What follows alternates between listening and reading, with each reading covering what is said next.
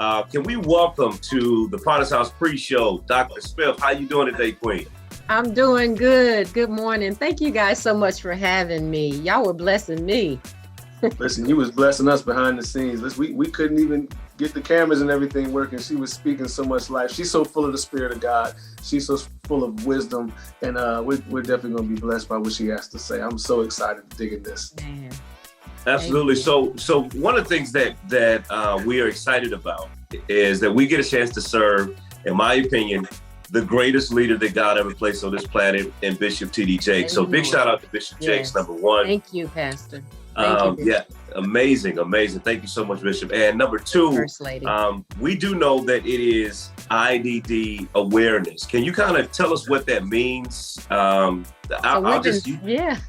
We've been celebrating this month IDD Awareness and Appreciation, which stands for Intellectual or Developmental Disability Awareness and Appreciation Month. And we have had a grand month so far. Still lots more to come, but we've had a great time this month. Okay, so go ahead, Thad. I know you had a question. I know Thad is he's still gleaning from the word that was dropped over his life. But she's we're gonna dig into this as well, because Dr. Demetrice Smith is not new to the Potter's House. She's not somebody we found off the street or some type of YouTube phenomenon. She's right here, a Potter's House member. She's on the staff of the Potter's House. She's been with the church. She's gonna let us know how long you've been with the church and what your natural function is. As a matter of fact, Corey, is it okay if we jump into that right now? Man, let's go, man. How long have you been with us, Dr. Smith? I have been a member of the Potter's House 21 years.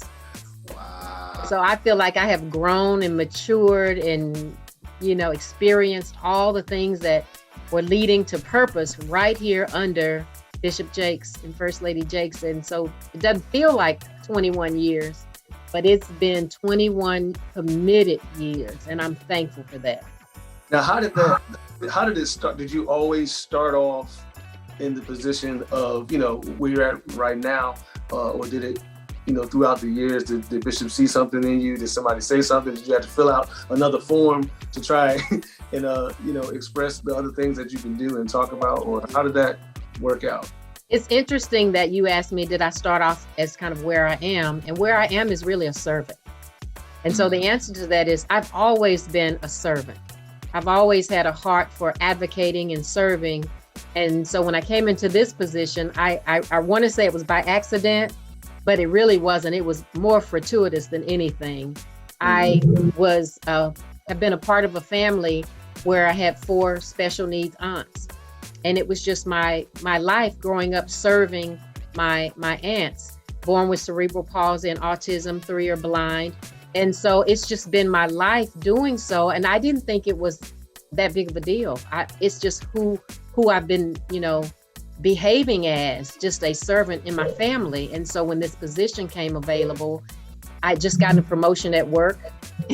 And so when I told my husband I was leaving my job, I told my boss I was leaving, nobody understood it. But I knew I heard the Lord, and he said it was time to come into this position so that I could really make a difference. In the last 4 years, I have been so blessed by being able to serve this wonderful community of all kinds, all ages, all dispositions, all cognitive levels of people, and working very closely with First Lady because this is her heart.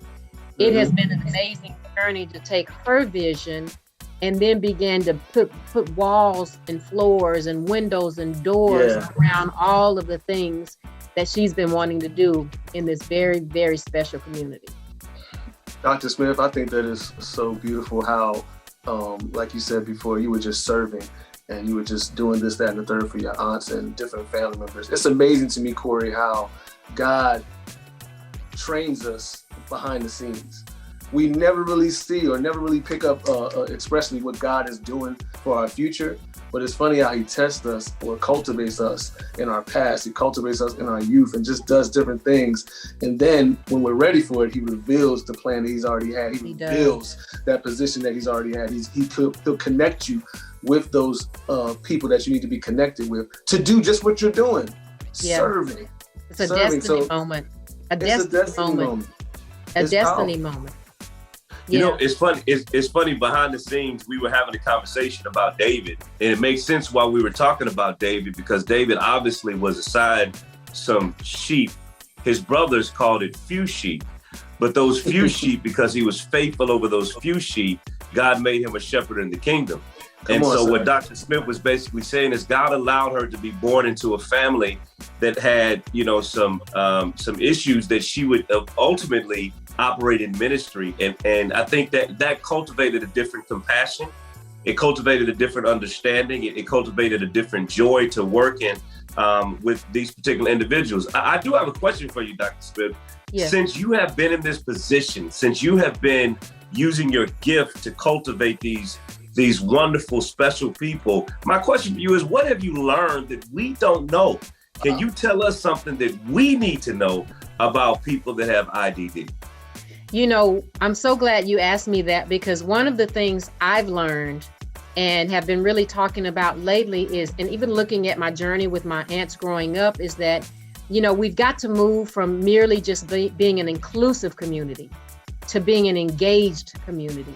And the difference is, inclusion is when we throw a party and we invite those with some disability to come to the party. But we've moved beyond inclusion to engagement. We don't even throw the party until we build the parameters and the operations and the sound system and the, you know, entertainment around the special considerations. So we've moved from just inviting you to our party to throwing you your own party. And that's where I think I've learned over the years, is to take what I've seen and what I've done and now take that foundation and build new foundations.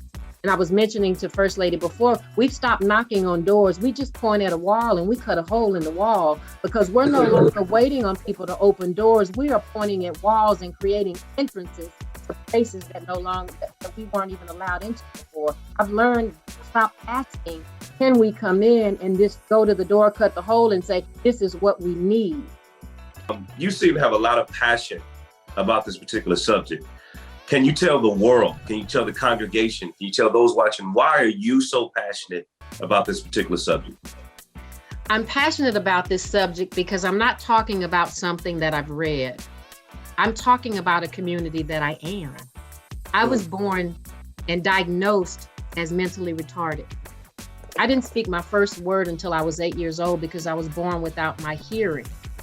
And so I know what it's like to be overlooked, and for somebody to spell out what your limitations are. And at 8 years old, I had an exploratory surgery that gave me hearing in my right ear. I have no eardrum in my left. I spend a lot of time reading lips, but nobody knows your limitation unless you let them make your limitation a defining factor. We've all got a limitation, but nobody knows it unless you allow it to become a defining factor. So how do I have the nerve to finish high school at 16, to finish college 3 years later, to finish my master's program with a 4.0, and I have the nerve to think I'm educated enough to become a doctor, but it's not about what I was told I couldn't do, it was about what I was purposed to do. And so no matter how old your loved one is, they can do more. They can do more. And they've got to be challenged to do more. And sometimes we don't realize that. Dr. Smith, I'm sorry, man. I cannot let you go past this. So, because you said something, and I'm still processing what you just said. So are you suggesting that oftentimes people will see our limitations, but we have to give them the liberty to allow them to limit us by our limitations? Absolutely. We give people permission to allow our limitations to be limiting. If I don't give you permission to limit who I can be, you have no room to do that. Okay, and then the second thing you said, you know, because I've got a family member that is 36 years old, but cognitively, I think they're probably like 10. And oftentimes society will put these limitations on you. And other people begin to believe that you can only do this, or you can only go this far, or you can only reach this academic level. But was it something in you that told you, regardless of what other people are telling me that I can do, I believe that in spite of being deaf in one ear, in spite of being born a certain way, was it something in you that was like, listen, I can do greater? That's the first question. And the second question is, what environment did you have to get in to cultivate that inner I can do greater in spite of what everybody else was saying?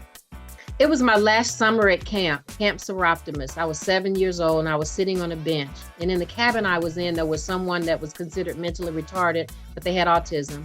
There was someone that had Down syndrome and cerebral palsy. And then there was me, the other person diagnosed as mentally retarded.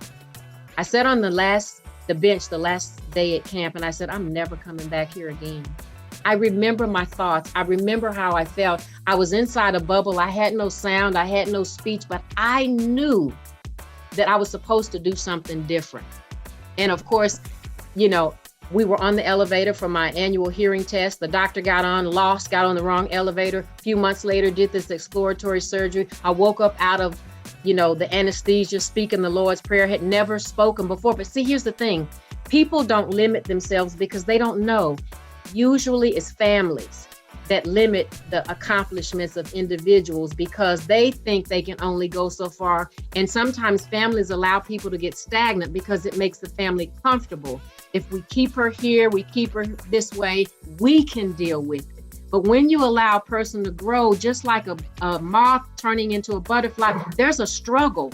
And it causes a struggle in the family. But once you let them come out of it, you'll realize they can be so much more. So it's not the person limiting themselves because they don't always know. It's those around them that limit them.